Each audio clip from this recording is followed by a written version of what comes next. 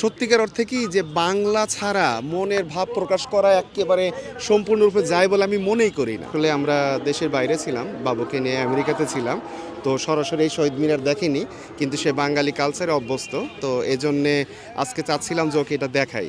যেহেতু আজকে রাতেই এখানে ফুল দেয়া বা নানান রকম রেস্ট্রিকশন থাকবে, আমরা একটু আগেই চলে আসলাম যে যদি ওকে এটা খুব কাছ থেকে দেখাতে পারি।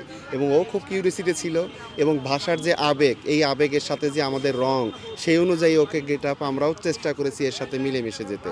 তো এখানে এসে আমরা দুজনেই খুব খুশি। কেমন লাগলো আম্মা? হুম, তুমি প্রথম দেখলা, ওকে প্রথম প্রথম নিয়ে এসেছি, ও খুব খুশি, এবং ওকে আমরা ডিটেইলভাবেই জানাতে চাচ্ছি বাংলাদেশের কালচার এবং ভাষার যে আমাদের এই যে গর্বের ভাষা, সেটা আমরা জানাতে চাচ্ছি। সত্যিকার অর্থে কি যে বাংলা ছাড়া মনের ভাব প্রকাশ করা একেবারে সম্পূর্ণরূপে যায় বলে আমি মনেই করি না।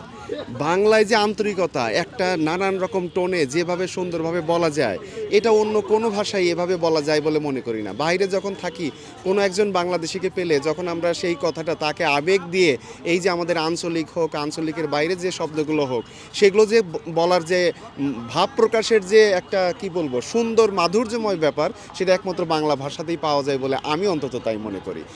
বাসার ভিতরে আমরা বাংলাতেই কথা বলি, আমার মেয়েও বাংলা বলতে পারে খুব সুন্দর, ইংলিশও বলতে পারে, তো আমরা বাংলাটাতেই কমফোর্ট ফিল করি বেশি। জি, সেটাই আসলে একটা ব্যাপার যে ভাষা শহীদদের যদি ইতিহাস আমরা দেখি, যে তারা আমাদের জন্য যে অবদানটা রেখে গেছেন আমাদের জন্য, সেটা আসলে অভূতপূর্ব। এটা একমাত্র আমাদেরই গর্ব যে বাঙালি ছাড়া আর কারো এই গর্বের জায়গাটা নেই, এবং তাদের প্রতি আমাদের আসলে আরও বেশি যথাযথ সম্মান পরবর্তী প্রজন্মের জন্য বিভিন্ন জায়গায় যেন আমরা দেখাতে পারি, সেটা আরও বেশি হওয়া উচিত বলে আমি মনে করি।